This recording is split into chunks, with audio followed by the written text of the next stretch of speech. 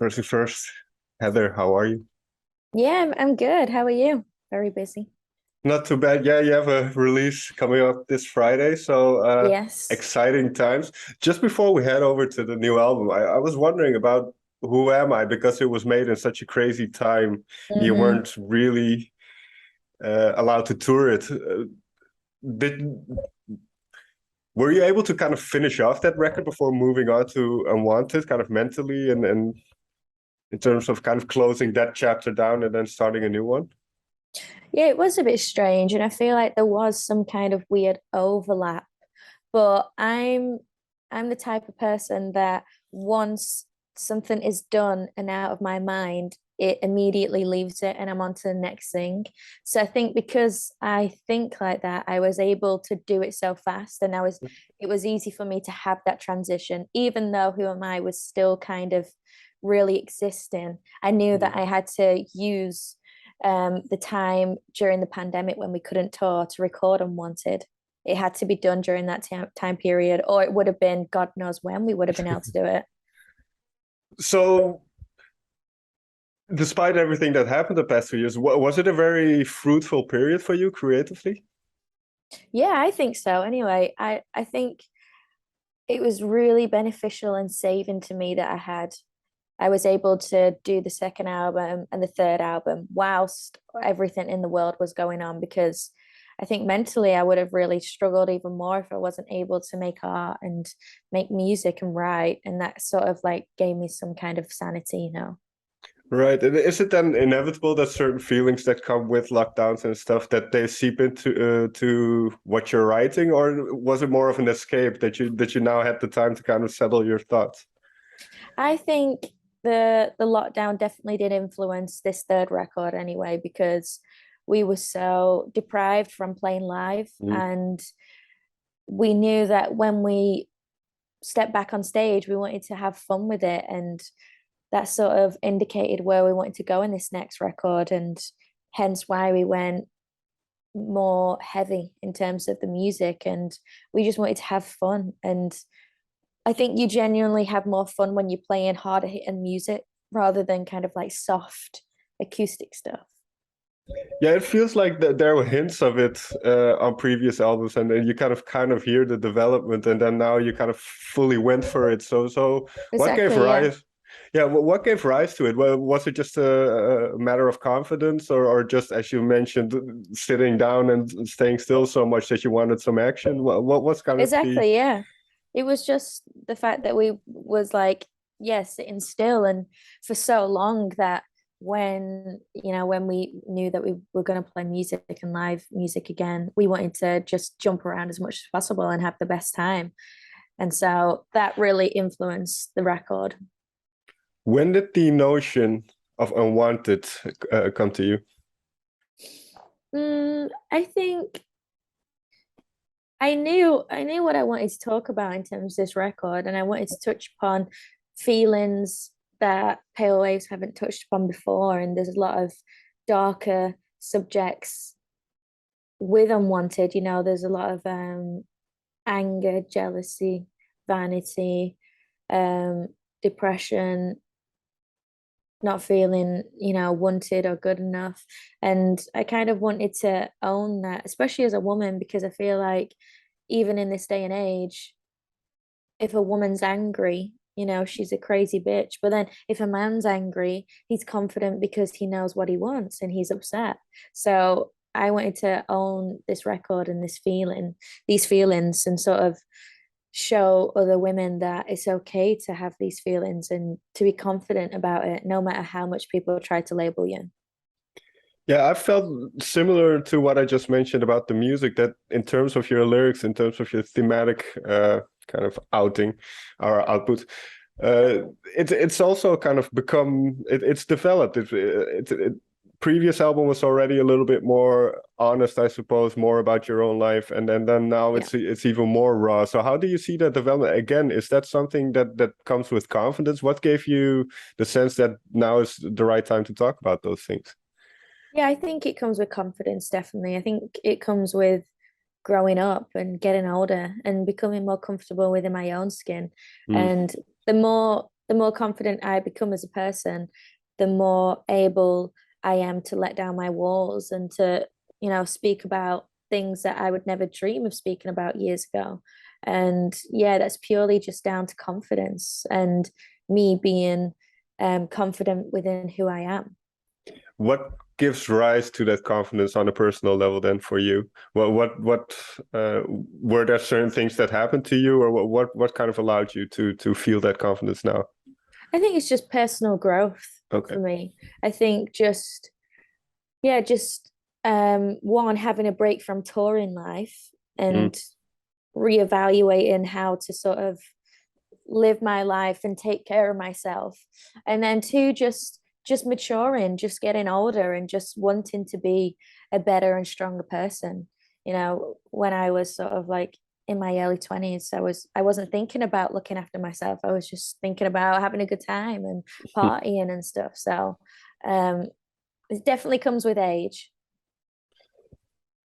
You mentioned that you already had an idea of what you wanted out of this new album. So what was the starting point? Well, was there a song that kicked it off? Was there just a guitar riff or something? I think the song that started it off was Lies, Okay.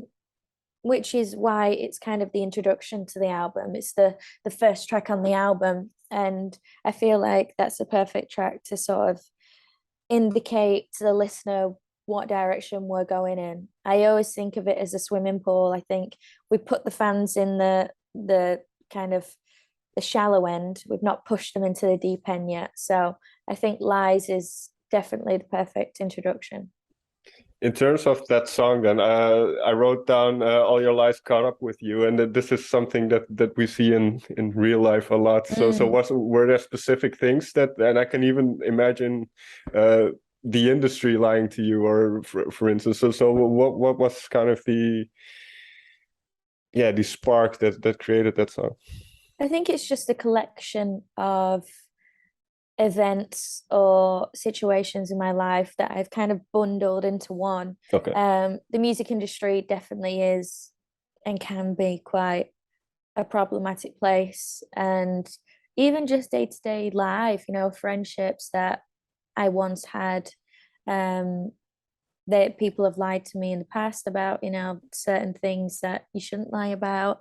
And I think this record for me was just getting a lot of my anger out and a lot of my Mm. frustration and a lot of darker feelings and that I've never really expressed before. So yeah, it was a build up of years, I think. I've been lied to plenty of times through life, just like everyone has. Sure. And I really wanted a song about that kind of deceit and deception. I find it interesting because this kind of evolution, so to say, are you as you kind of change as an individual as well throughout the years, are you aware kind of these changes, or is it only in hindsight that you can kind of go, oh, I wrote that song because of that? Or I think sometimes you randomly get points in your career where you can reflect. Sometimes because it's genuinely so busy, you don't have time to reflect and look back right. and think, oh, wow, I wrote this song about that. Or, oh, okay, I guess I started writing that song because of this situation. It's hard in the moment to really like just step back and look at things, but I tend to just get random moments where I'm like, wow, that's really cool that that happened, or I'm really glad that I wrote that song. So I think just random spurts and moments. When it comes to, you mentioned a couple of those kind of emotions: jealousy, anger, frustration. Uh, was there one kind of thing that stood out for you that kind of made you angry, or made you frustrated? I think there's a collection of Okay. things on this album that make me angry and frustrated. I there's so many, there's friendships being, you know, um, deceitful or being lied to. There's people, with huge egos and vanity issues, feelings of people not thinking I'm good enough, and that kind of, internal battle of knowing your self-worth, but then trying to ignore what other people are saying. So I think there's so much to like anger throughout this record.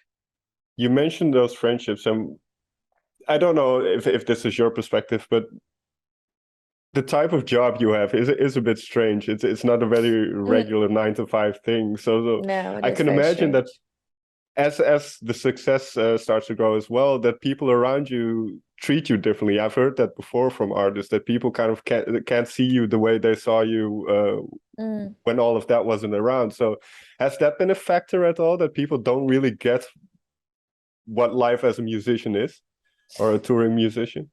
It is strange. I think, yeah, people definitely do treat you differently. Um, and you just kind of have to remind them that you're still the same Mm, person. It's just people listen to your music and want to come to your shows. That's the only thing that's different. I mean, we as a band, I think we're very humble and down to earth people.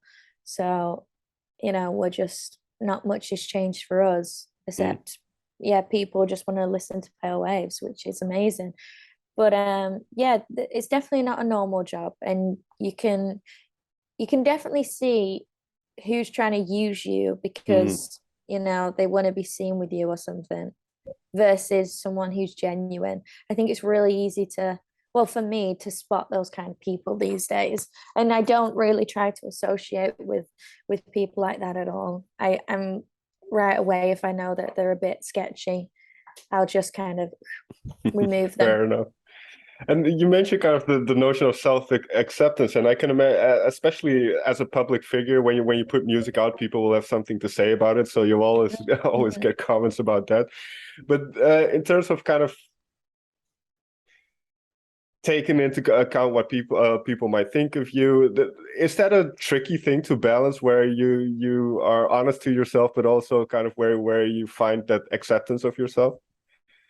Yeah, it is a tough thing when people feel like they can say whatever about you. Mm, I find that a lot online, especially with artists. So like people, actors or actresses, I think people forget that they're just a normal human being at mm, the end of the day. So it's not necessarily right or a good thing to write these cruel comments or mean things about people, because if you might think they might not see it, but they might at the end of the day. You never know.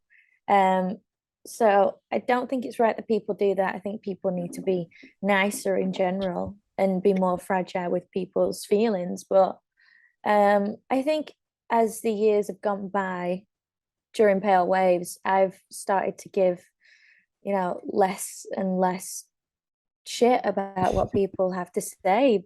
Genuinely, I feel really confident as a person. I feel really confident in this record, and it's the art and music that I want to make. It's the messages that I wanted to speak about. So if people don't like it, then that's fine. You don't have to like it. No, not everyone will, but um, that doesn't mean that it'll upset me because I've done everything truest to what I could have done. So um, yeah, it's very much like my skin has got thick enough to not get affected by those things anymore.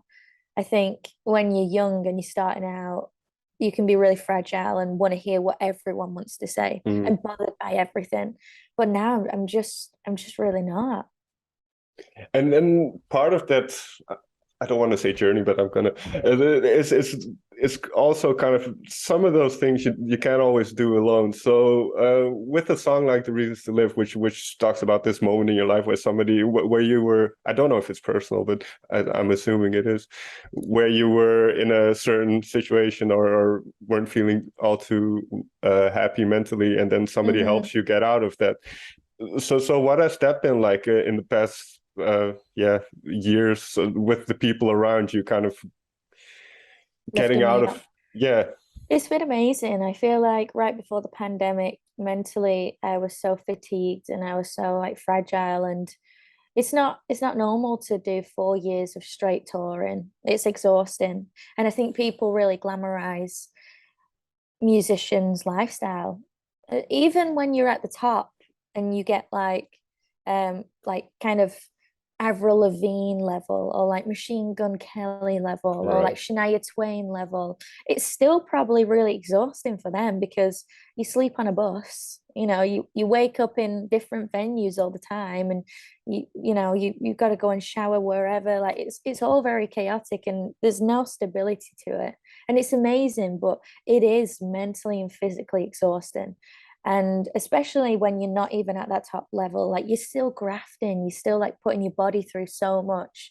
And we were doing it for like 4 years straight. And I was kind of fed up with it at that point. And I didn't love it as Okay. half as much as I did when I started because I needed a break.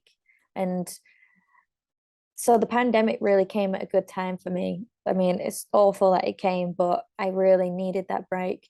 And during that break, I feel like I really grew as a person, and I really, realigned my ambitions and worked on myself as a human being. And then I came back into touring with a more healthier relationship with myself, but with touring as well. So um I now know when to say like, no, I can't do that. I need a Mm. break, or if I do that, I'm gonna make myself sick. I need time to just breathe.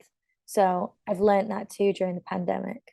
Yeah, that's very good to hear because it reminds me of a line that I wrote down from The Hard Way, pretending everything's okay. I think a lot of us throughout life are always pretending like everything's okay to the outside Yeah, world just to get through it. And definitely.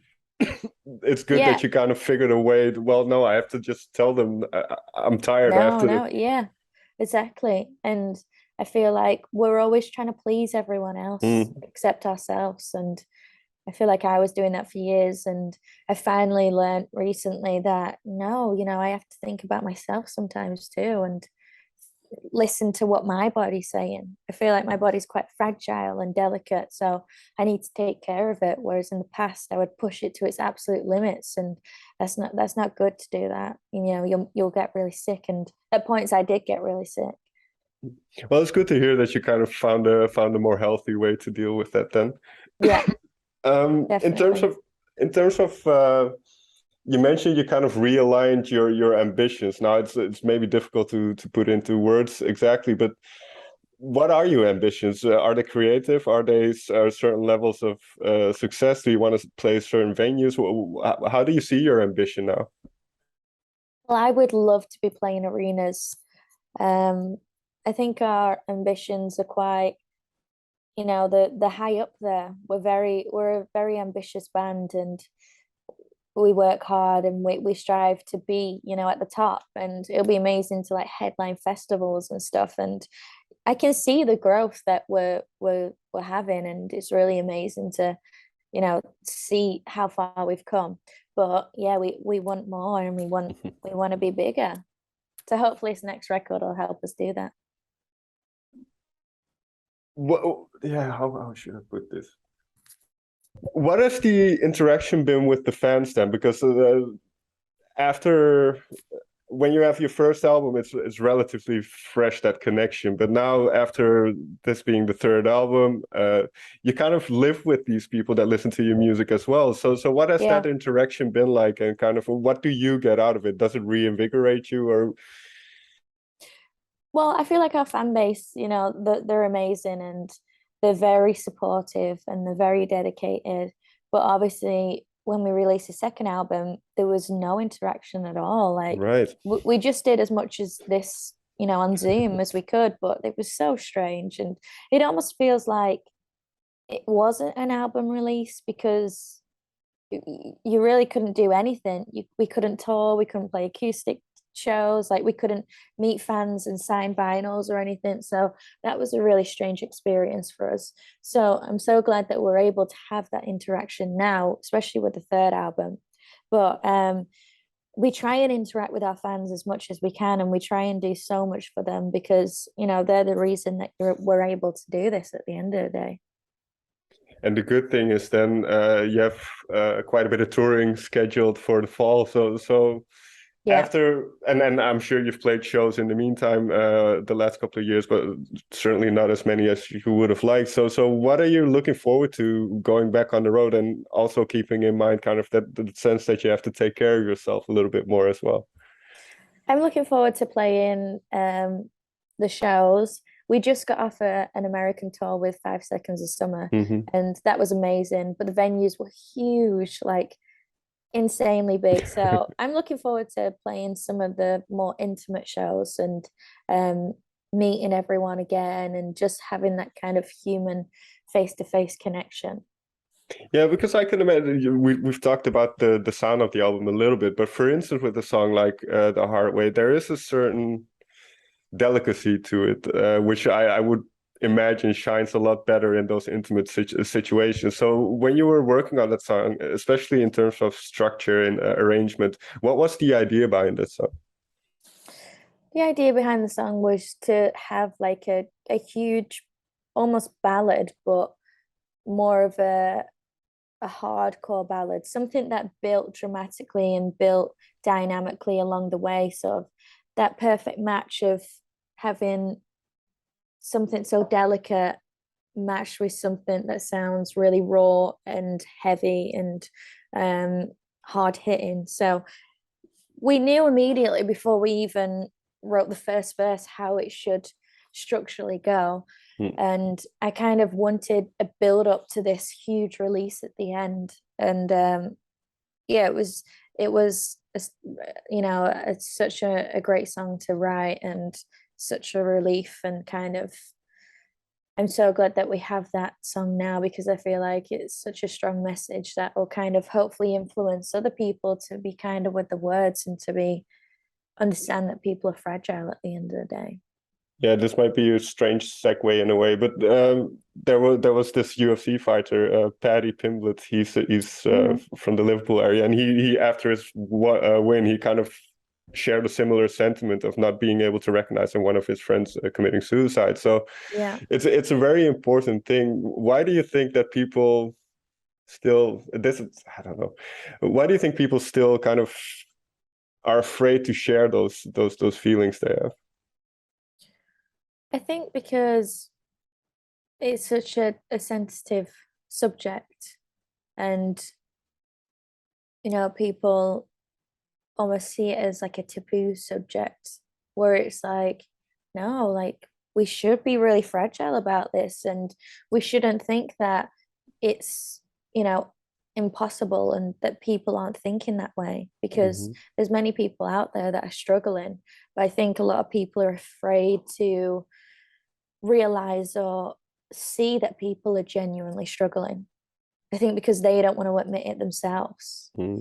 Um, they don't want to know that that person's struggling, because maybe they'll feel guilty, or maybe they'll know that they'll have to like help them out in some way. I don't know, but people, yeah, I think people are almost scared to know the truth.